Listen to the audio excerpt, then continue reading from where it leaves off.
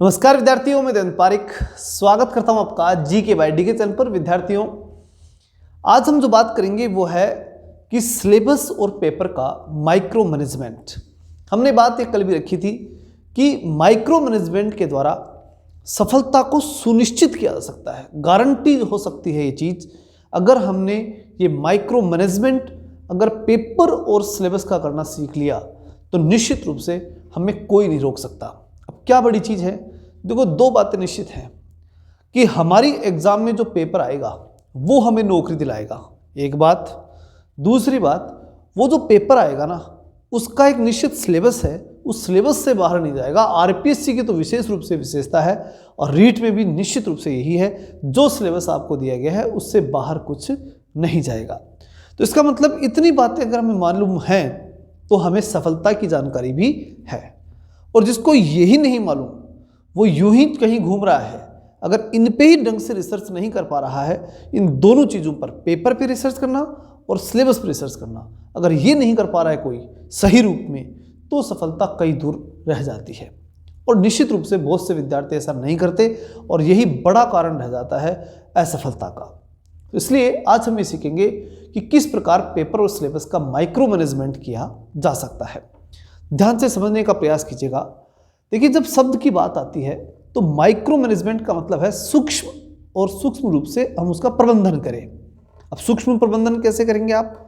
सबसे पहले आप ये देखेंगे कि पेपर में क्या आया, और जब हम पेपर के अंदर हम देखते हैं तो निश्चित रूप से मालूम पड़ता है कि किसी न किसी टॉपिक से कोई क्वेश्चन है, और किसी टॉपिक में से 2-3 क्वेश्चन हो सकते हैं, किसी में से एक हो सकता है और किसी में और भी ज़्यादा क्वेश्चन हो सकते हैं। यानी कोई टॉपिक इतना ज़्यादा इंपॉर्टेंट है कि पेपर में ज़्यादा क्वेश्चन आ रहे हैं, और कोई टॉपिक ऐसा होता है जिसमें पेपर में कम क्वेश्चन आ रहे हैं। अब यहाँ से शुरुआत होती है हमारे मैनेजमेंट की। कैसे? हमें सबसे पहले ये सेलेक्ट करना होगा कि जो टॉपिक पेपर में ज़्यादा क्वेश्चन ला रहे हैं उन पे हमें विशेष फोकस देना है।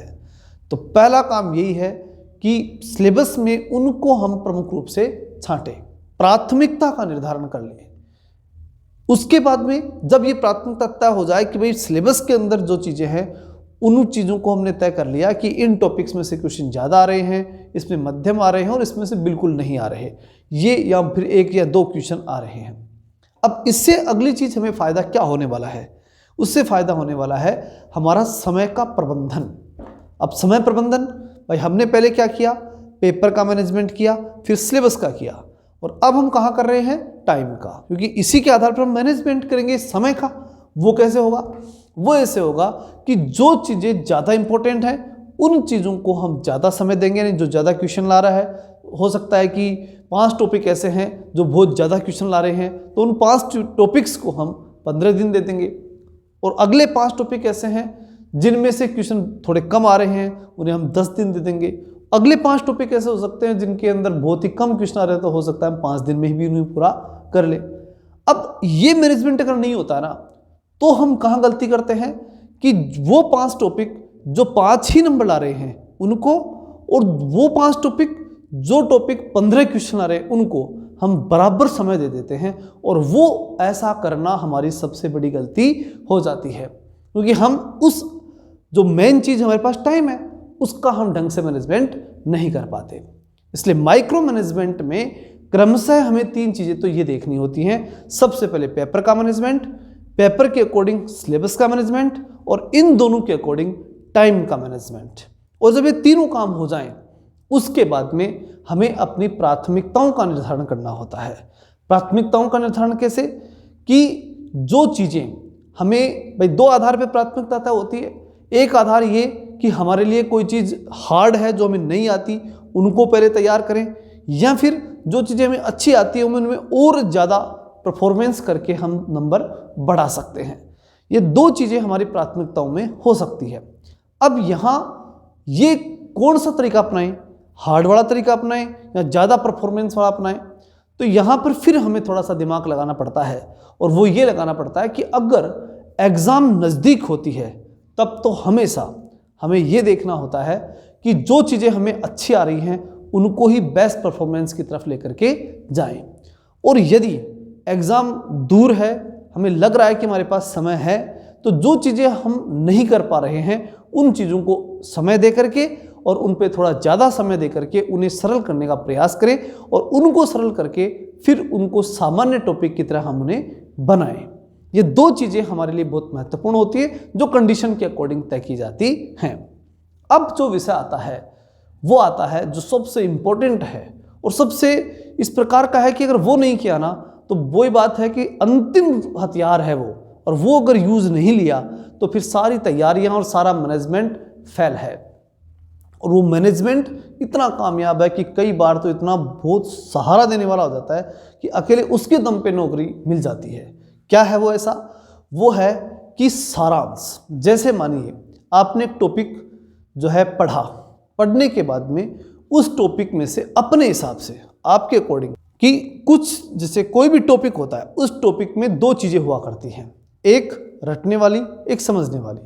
समझने वाली चीज़ जो होती है ना वो जैसे ही हम पढ़ते हैं हमें एक बार समझ आ जाता है तो उसके बाद में जब भी उसे याद दिलवाया जाता है कि हाँ वो चीज़ थी तो हम तुरंत याद आ जाता है कि हाँ इसको मैं बता सकता हूँ। जैसे कि अगर मैं कहूँ कि आपको राजस्थान का मौसम तंत्र बताया जाए, ठीक, तो एक बार समझा दिया जाए कि अरब सागर से किस प्रकार से मानसूनी पवनें आती हैं, एक बार अगर आपको बता दिया तो फिर से बताने की जरूरत थोड़ी पड़ती है, वो समझ में आ गई। लेकिन उसके अंदर आपको जलवायु वर्गीकरण की बात की जाए तो वो तो रखना पड़ेगा, वो तो याद रखना पड़ेगा, चाहे वो कोपेन का है चाहे थानथेट का है।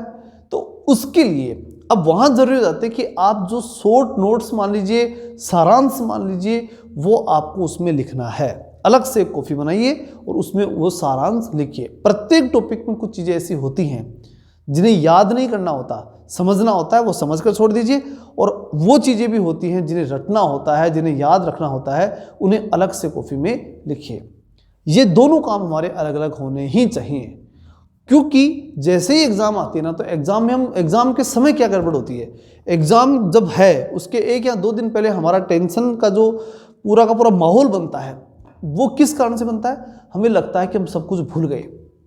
और उस समय अगर हमारे पास वो सारांश पुस्तिका मान लीजिए, सारांश जो एक समरी बुक बोल लेंगे इसको, तो वो जो किताब है वो हमें एक कॉन्फिडेंस देती है। अगर हम उसे, क्योंकि बहुत कम पन्नों में बसती है वो, उसे हम स्पीडली अगर पढ़ लेते हैं तो हमें ऐसा लगता है कि हाँ हमने सारे टॉपिक देख लिए और हर टॉपिक तक मैं पहुंच गया, अब कोई चिंता नहीं है। और इस दुनिया में यही सबसे बड़ी ताकत है, अगर कॉन्फिडेंस आपके पास आ जाए फिर आपको कुछ नहीं चाहिए। तो इस प्रकार से माइक्रो मैनेजमेंट कहाँ से शुरू किया? पेपर, फिर सिलेबस, फिर उसके बाद टाइम का मैनेजमेंट, उसके बाद में हार्ड और सरल का मैनेजमेंट, उसके बाद में समझने वाली चीज़ और तथ्यात्मक चीज़ों का मैनेजमेंट, और फिर सारांश जो हमारे पास है वो। आने वाले दिनों में कुछ इंपॉर्टेंट वीडियोस लगातार आते रहेंगे। लगभग फरवरी माह में मैं यही लगातार आपको दूंगा। सब सोए हुए हैं इस समय, तो धीरे धीरे जब उनको जगाएंगे, सब एक माहौल में आएंगे, पढ़ने का एक एनवायरनमेंट हम सब क्रिएट करेंगे, उसके बाद क्लासेस स्टार्ट करने का विचार है। क्योंकि देखिए आपके बिना हमारे लिए पढ़ाना मुश्किल होता है।